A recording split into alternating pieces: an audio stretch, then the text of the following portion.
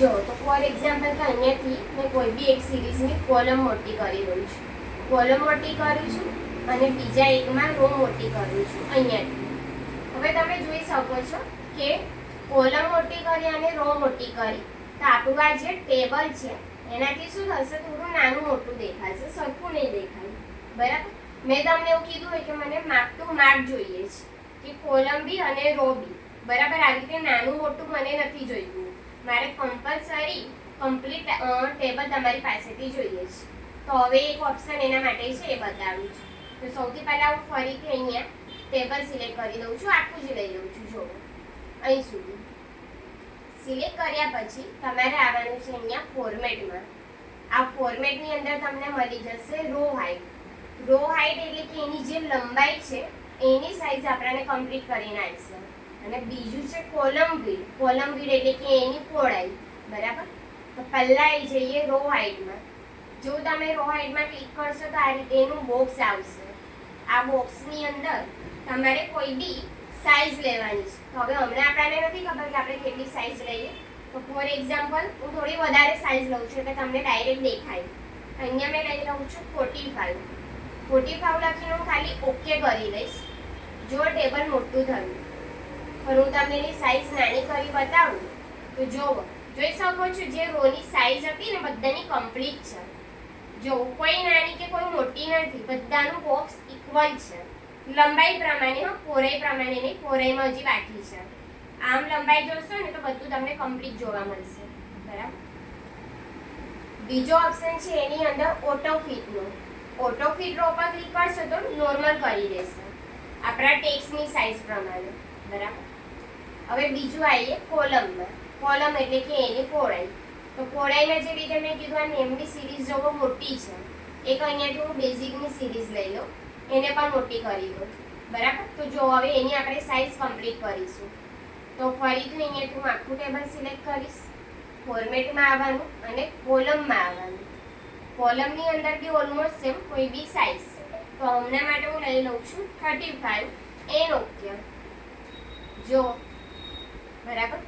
Column width એટલે કે એની પહોળાઈ મોટી થઈ ગઈ પણ બધાનું માપ જોશો તો સરખું છે. જોયું, આની અહીં સુધીની જે પહોળાઈ બતાવી છે આની પણ અહીં સુધીની છે એટલે ઇક્વલ કરી દેશે. કોઈ નાની કે કોઈ મોટી નહીં, કમ્પ્લીટ રો પણ અને કોલમ. એટલે આ એક શોર્ટકટ છે. ફરી ફોર્મેટમાં આવીશું અને અહીંયા ઓટો ફિટ કોલમ કરીશું. ઓટો ફિટ કોલમથી નોર્મલ કરી દેશે આપણા.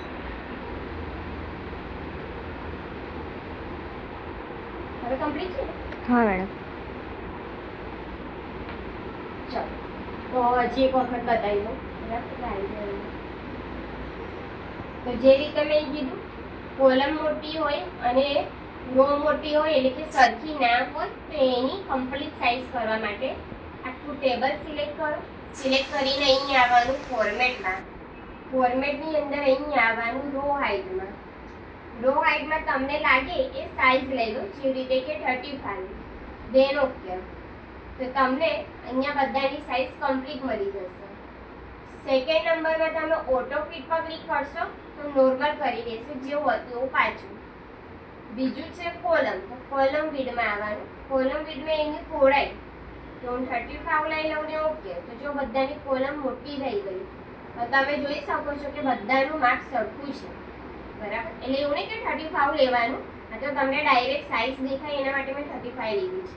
બાકી તમે 15 લઈ શકો છો, 20 લઈ શકો છો. બરાબર. ઓટો ફિટ કોલમ તો જેવું હતું એવું પાછું. થર્ડ નંબરમાં છે અહીંયા ડિફોલ્ટ વિડ્થ. હવે ડિફોલ્ટ વિડ્થમાં કેવું છે કે પાછળની આ જે બ્લેન્ક કોલમ છે આ બધી એની સાઈઝ ચેન્જ થઈ જશે એટલે કે નાની કે મોટી આપણને જે પણ કરવી છે. તો જુઓ સૌથી પહેલા તો જો આટલું આપણું ટેબલ, હવે આ જે બ્લેન્ક કોલમ છે ને એ મોટી થશે. તો ફોર્મેટમાં આવવાનું. ફોર્મેટની અંદર અહીં આવવાનું ડિફોલ્ટ વિડ્થમાં. ડિફોલ્ટ વિડ્થમાં પણ સાઈઝ લઈ લેવાની. ફોર એક્ઝામ્પલ અહીંયા હું લઈ લઉં છું 25 એન ઓકે. જો અહીંયા કોલમ મોટી થઈ ગઈ. જો છે ને ટેબલ એવું ને એવું રહેશે, ખાલી કોલમ મોટી રહેશે. બરાબર. બસ આટલું છે સાઈઝ માટે. હવે થોડું નીચે આવીએ તો અહીંયા છે હાઈડ એન્ડ અનહાઈડ. કોઈ ઓપ્શનને હાઈડ કરવું હોય બરાબર, અને હાઈડ કર્યા પછી પાછું એને લાવવું હોય તો અનહાઈડનો યુઝ કરીએ છીએ એના માટે. હા, એટલું કે આ ડિફોલ્ટ બીટ માટે તમારે નોર્મલ કરવાનો ઓપ્શન નથી. કંટ્રોલ ઝેડ દબાવશો ને તો નોર્મલ કરી દેશે, એટલે કંટ્રોલ ઝેડ આપી દેજો જો તમારે નોર્મલ કરવું હોય તો. બાકી એને ખાલી એપ્લાય કરવાનો ઓપ્શન છે, નોર્મલ માટે નથી. આટલું ખાલી યાદ રાખજો. અને એનો જો કે યુઝ આપણે બહુ ઓછો કરીએ છીએ. આપણે મોસ્ટલી રો અને કોલમમાં વધારે ચેન્જીસ કરીશું. પાછળ જે બ્લેન્ક છે એમાં આપણે કંઈ ચેન્જીસ નથી કરવાના. ચલો, તો હવે આવી જઈએ અહીંયા હાઈડમાં. તો ફોર એક્ઝામ્પલ કે મારી પાસે આ જે પ્રતીકની સિરીઝ છે, એટલે કે પ્રતીકના માર્ક્સ, એમની આખી જે લાઈન છે એને હાઈડ કરી દેવું છે મારે, બરાબર. તો પહેલા પ્રતીક પર ક્લિક રાખો, ફોર્મેટમાં આવો અને હાઈડમાં આવી જાઓ. હાઈડની અંદર અહીંયા આવો, હાઈડ રોમાં. હાઈડ રો પર ક્લિક કરશો તો પ્રતીકની સિરીઝ હાઈડ થઈ ગઈ, બરાબર. હવે મારે કોલમ હાઈડ કરવી છે. તો ફોર એક્ઝામ્પલ મારે ડીટીપીની સિરીઝ નથી બતાવવી, પહેલા એના પર ક્લિક કરી દેવાનું જેને તમારે હાઈડ કરવું છે. તો અહીંયા હું ફરી ફોર્મેટમાં આવીશ, હાઈડમાં આવીશું ને આની અંદર આપણે લઈ લઈશું હાઈડ કોલમ, બરાબર. જો ડીટીપીની લાઈન જતી રહી, ખબર પડી? એટલે આ રીતે તમે હાઈડ કરી શકો છો. પછી આમાં તમે જે હાઈડ કર્યું છે એને પાછું લાવવું છે. પાછું લાવો ને તો ટેબલ ફરી સિલેક્ટ કરી દો. અહીંયા સિલેક્ટ કર્યા પછી ફોર્મેટ, એમાં હાઈડ એના અનહાઈડમાં તમને નીચે જ ઓપ્શન મળી જશે અનહાઈડ રોનો. અનહાઈડ રો પર ક્લિક કરશો તો જો પ્રતીકની સિરીઝ પાછી આવી ગઈ. હવે રહ્યું કોલમ એટલે કે ડીટીપી. તો ફરીથી અહીંયા જાઓ હાઈડના ઓપ્શનમાં અને એમાં લઈ લો અનહાઈડ કોલમ. તમારી આખી કોલમ હાઈડ જે હતી એને અનહાઈડ કરી દેશે, એટલે કે પાછી જે ગયું એ પાછું ઓલમોસ્ટ ફિલ્ટર જેવું, બરાબર. બસ એટલું કે આની અંદર ફિલ્ટરનો યુઝ નહીં કર્યો, ડાયરેક્ટ હાઈડ અને અનહાઈડ થાય છે. પછી નીચે છે રીનેમ સીટ. તમારા સીટને નામ આપવું હોય એના માટે અહીંયા, તો અહીંયા આ જે સીટ 1 બતાવી છે ને ત્યાં હું અહીંયા રીનેમ લઈ લઈશ અને અહીંયા મેં લખી દઉં છું 9 to 10. પછી લખીને ખાલી સાઈડમાં ક્લિક કરો, તમારું નામ અહીંયા આવી જશે, બરાબર. પછી છે move or copy sheet. Move or copy સીટનો મિનિંગ છે કોપી કરવું. હવે કોપી કરવું એટલે કે શું? તો બે ઓપ્શન છે. કોપી કરીને ટેબલને અહીંયા જ પેસ્ટ આપી શકું છું. જ્યારે અહીંયા શું કહે છે કે મૂવર કોપી સીટ. સીટ એટલે કે આખી સીટ, ફરક છે. મારે ટેબલને કોપી કરવું હશે તો હું અહીંયાથી સિલેક્ટ કરીશ, કંટ્રોલ સી દબાઈશ. સી મીન્સ કે કોપી. મારે જ્યાં એને પેસ્ટ કરવું છે ત્યાં પહેલાં મેં એની જગ્યા લઈ લઈશ. તો અહીંયાથી મને એનો ડુપ્લિકેટ પાર્ટ જોઈએ છે, તો અહીંયા મેં પ્રેસ કરીશ કંટ્રોલ વી, બરાબર. એટલે આ પેસ્ટ આવી ગયું. તો આ શું થયું? ટેબલને કોપી કર્યું છે. એ શું કહે છે? સીટ કોપી કરી. સીટ એટલે કે આખું પેજ આ મેનુઝની સાથે, બરાબર. જો ફોર્મેટ મૂવર કોપી સીટ. અહીંયા તમને આ રીતેનું ફરી એક બોક્સ બતાવશે જેની અંદર તમારા સીટના નામ અહીંયા આપેલા હશે. એ સીટ પર તમારું સિલેક્શન હોવું જોઈએ.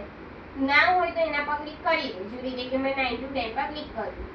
ક્લિક કરીને અહીંયા ક્લિક કરવાનું ક્રિએટ કોપી પર. જો મેં ક્રિએટ કોપી પર ક્લિક કરીશ ને તો 9 to 10 નામની બીજી ફાઇલ મને મળી જશે. જો ક્રિએટ કોપી ને અહીંયા આપી દો, ઓકે. જોવા આવી ગયું, દેખાય, બરાબર. આ આપણી ઓરિજિનલ અને આ આપણી ડુપ્લિકેટ, બરાબર. જેને મેં થોડી હાઇલાઇટ આપી, જો આ રીતે આ ઓરિજિનલ ના ડુપ્લિકેટ. એને આખા સીટની કોપી આપી. તમે જે કલર વલર આપેલા છે, તમારું જે ટોટલી કમ્પ્લીટ ફોર્મેટ છે તમને પૂરેપૂરું કોપી કરીને આપશે, બરાબર. ચાલો પછી બીજું એક છે ટેપ કલર. ટેપ કલરમાં ખાલી કલર છે, તમારે નામ પર કલર આવશે. તો એ તમે ઓપ્શનલ છે, લેવા માંગો તો લઈ શકો છો. જો અહીંયા 9 to 10 લખ્યું છે ને ત્યાં બતાડે છે, ખાલી બ્રેક જ કરવાનું. જે કલર જોઈએ એને સિલેક્ટ કરી દો. ચલો હવે લાસ્ટ આ ખાસ જોજો. આ તમારી સીટને લોક કરવા માટે છે, એટલે કે પાસવર્ડની મેથડ છે. સૌથી પહેલા અહીંયા આવવાનું ફોર્મેટમાં. ફોર્મેટની અંદર અહીંયા આવવાનું છે પ્રોટેક્ટ સીટમાં, બરાબર. શું કરીશું? ફોર્મેટ, એની અંદર અહીંયા પ્રોટેક્ટ સીટ. પ્રોટેક્ટ સીટની અંદર તમને આ રીતેનું બોક્સ મળશે. એમાં તમારે બધા જ ઓપ્શન સિલેક્ટ કરવાના, જેવી રીતે કે format cell, format column, totally બધા જ એક સાથે નહીં થાય, એક એક કરીને કરવા પડશે. ને અહીંયા આપી દો ફરીથી પાસવર્ડ. પાસવર્ડ યાદ રાખજો, આપણે ઓટીપી ની કોઈ વ્યવસ્થા નથી આમાં, બરાબર? ફોરગેટ નહીં થાય, કોઈ સિસ્ટમ નથી એવી, તો યાદ રહેવા લખજો, બરાબર?